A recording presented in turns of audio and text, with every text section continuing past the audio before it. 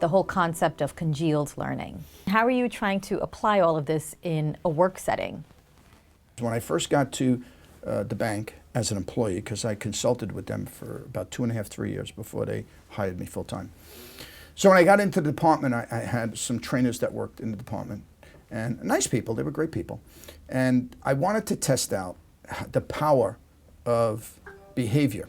And I wanted to show the staff that how we behave, people will learn based on how we behave and how we conduct ourselves.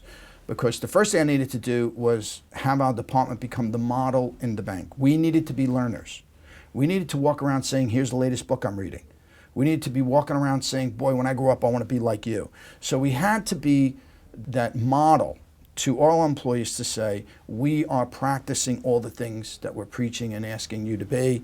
We're trying to be also. And so I wanted to establish a foundation to show that the way we look and the way we behave is contagious.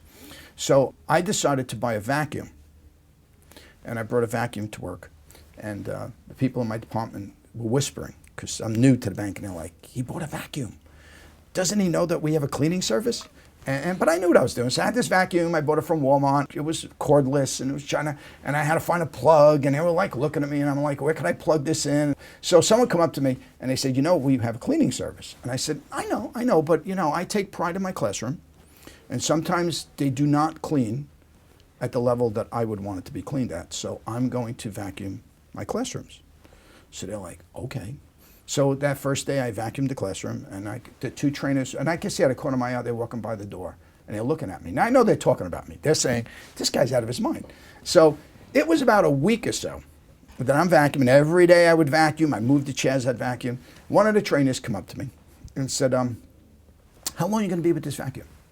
And I said, well, I'll be another 10 minutes. Why? He said, you know, I'm noticing that the cleaners don't clean under the desk. And so I'm going to borrow your vacuum, and I'm going to clean my classroom.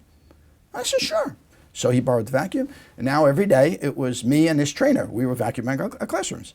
And then the third trainer said, you know, well, it just makes sense if we're vacuuming, you know, because I'm noticing now too that, and they started vacuuming. So within about a month, we were vacuuming our classrooms. I never asked them to do it. We have a cleaning service, but they modeled my behavior. I decided to stop vacuuming my classroom. I said, you know what? I'm not going to vacuum anymore. Heck, we have a cleaning service. They stopped it within a week. They stopped vacuuming within a week because they said the same thing. Yeah, this is crazy. Just tell them to clean under the desk.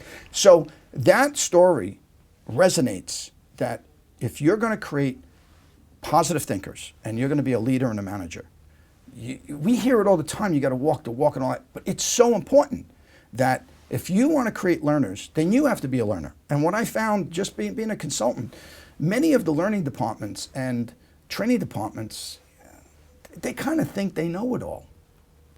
And they really don't. They don't.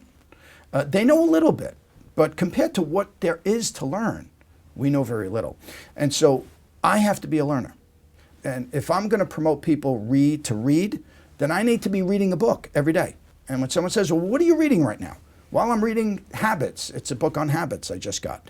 So I'm always reading so that I can be the model that people want to follow.